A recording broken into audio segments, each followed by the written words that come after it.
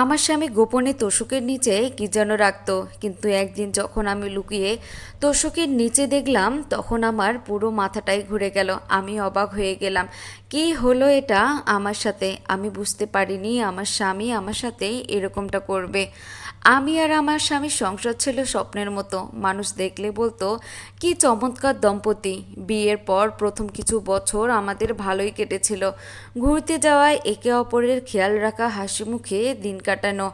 আমি একটা মধ্যবিত্ত পরিবারের মেয়ে আর আমার স্বামী একটু রাশভারী হলেও দায়িত্বশীল ছিল। তবে বিয়ের 5 বছরের মাথায় কিছু যেন বদলাতে শুরু করলো। ছোটোখাটো বিষয়ে বিরক্ত হয়ে যেত, ফোনে কারো সঙ্গে চাপা স্বরে কথা বলতো, আমার উপস্থিতিতে বারবার ঘর ছেড়ে বেরিয়ে যেত।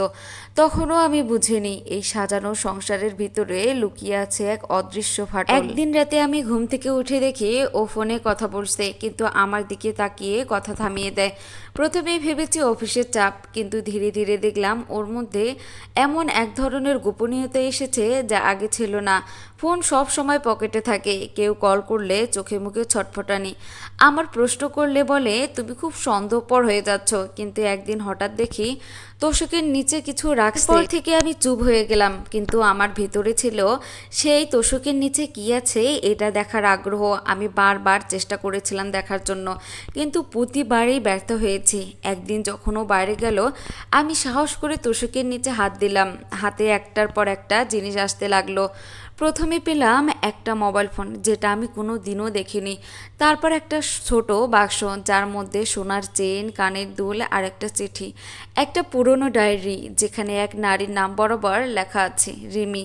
আরও পেলাম নগদ টাকা, কয়েকটা ছবি, এক নারীর সঙ্গে আমার স্বামীর খুব কাছাকাছি অবস্থায় দাঁড়িয়ে আছে। এগুলো দেখার পর আমি কি করব ভেবে পাচ্ছিলাম না। অনেকক্ষণ দাঁড়িয়েছিলাম, শুধু চোখ দিয়ে পানি বের হচ্ছিল। চিঠিটা খুলে পড়তেই আমি বাকরুদ্ধ হয়ে গেলাম। সেখানে লেখা ছিল, প্রিয় শুভ। শুভ আমার স্বামীর নাম। তুমি বলেছিলে একদিন আমার জন্য সব কিছু ছেড়ে দিবে। আমি তোমার স্ত্রী নাও হতে পারি, কিন্তু তোমার মন তো আমারই ছিল সবসময়। এই চিঠিটা কি বিয়ের আগের লেখা, নাকি বিয়ের পরের সম্পর্ক চলছিল? এটা আমি ঠিক বুঝতে পারছিলাম না, কারণ ওইখানে কোনো তারিখ দেওয়া ছিল না। ডায়েরির পাতায় ছিল এমন সব কথা যা আমি কোনোদিন কল্পনাও করিনি। আর আমি বেশিক্ষণ পড়তে পারলাম না। আমার নিজের বিছানায় লুকিয়েছিল এমন ইতিহাস, এটা আমি কখনো কল্পনাও করিনি। কয়েকদিন কিছু বলিনি, ভেবেছি হয়তো ভুল বুঝছি। কিন্তু একদিন সাহস করে আমার শাশুড়িকে ডেকে বললাম, মা, আমি কিছু দেখেছি, আপনাকে দেখাতে চাই। তিনি প্রথমে অবাক হলেও সব কিছু দেখার পর কেঁপে উঠলেন। তার চোখে এক ধরনের লজ্জা, ক্ষোভ আর দুঃখ ভেসে উঠল। তিনি বললেন, এই ছেলে আমার মুখ ডুবিয়েছে। আমি ভাবতেই পারি না। আমার শাশুড়ের মুখ থেকে আরও কিছু পুরনো সত্যি বেরিয়ে এলো।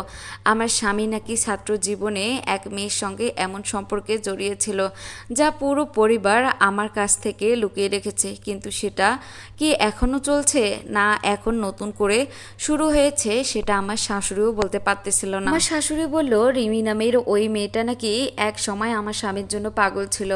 আমার স্বামী পরিবারকে কথা দিয়েছিল সে নতুন জীবন শুরু করবে, তাই আমাদের বিয়েটা হয়েছিল হঠাৎ করেই। আমি ছিলাম সেই নতুন শুরুর পাত্র, কিন্তু বাস্তব বলছে পুরনো পাপের ছায়া কখনো এত সহজে মুছে যায় না। তোষকের নিচে ছিল সেই ছায়ার চিহ্ন। কিছু জানার পর আমি আর চুপ থাকতে পারলাম না। অপেক্ষায় ছিলাম সে কখন ফিরবে।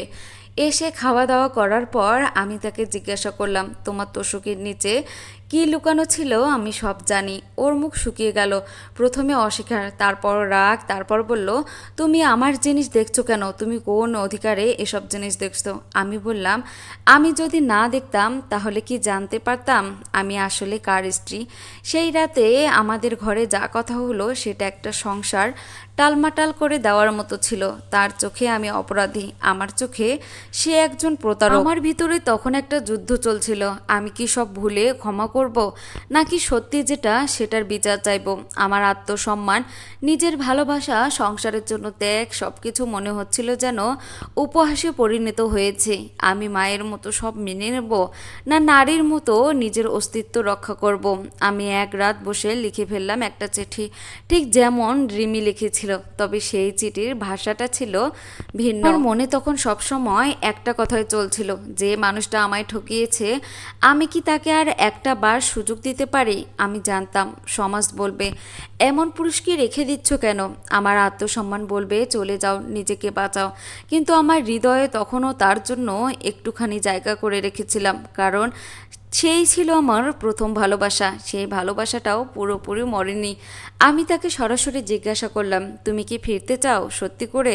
ভুল শুধরাতে চাও? সে কিছুক্ষণ চুপ করে থেকে বলল, আমি জানি আমি যা করেছি তার ক্ষমা নেই, কিন্তু আমি যদি তোমাকে প্রমাণ দেই। আমি সোজা বলে দিলাম, তাহলে প্রমাণ দাও, শর্ত মানো, পুরনো সব সম্পর্ক ছিন্ন করো, ওই মোবাইল আর বাক্স আমার কাছে দিয়ে দাও, আমি এগুলো ফেলে দিব। তুমি যদি সত্যি নতুন করে শুধরাতে চাও তাহলে আমি তোমার পাশে সব সময়ের জন্য থাকবো। সেই কয়েকদিনের মধ্যে একটু পরিবর্তন হলো। সে আমাকে অনেকটা সময় দেয়। মনে হচ্ছিল সে আমাকে খুবই ভালোবাসে, কিন্তু এরকম ভালোবাসা এর আগেও ছিল। তারপরেও সে ওই মেয়েটার সাথে সম্পর্ক রেখেছিল, আর কেন জানি না সহজেই বিশ্বাস করতে পারি না। তারপরেও সংসারটা টিকিয়ে রাখার জন্য তার সঙ্গে আমি থাকবো। সিদ্ধান্ত নিলাম আমি ভাঙবো না, আমি মাথা নত করব না, আমি কারো ওপর নির্ভর করে আর বেঁচে থাকতে চাই না। তাই আমি আবার নতুন করে পড়াশোনাটা শুরু করলাম। এদিকে পড়াশোনা শেষ করে একটা ছোট চাকরিও পেলাম। ধীরে ধীরে আমার স্যালারি মোটামুটি ভালোই পাচ্ছিলাম। আর সেই তোষকের নিচের জিনিসগুলো আমাকে ভেঙে দেয়নি, আমাকে তৈরি করেছে। আমি জানি নিজেকে ভালোবাসা মানেই সবচেয়ে বড় বিজয়। তাই আমি ভেঙে পড়িনি, আবার নতুন করে নিজেকে তৈরি করেছি নিজের জন্য।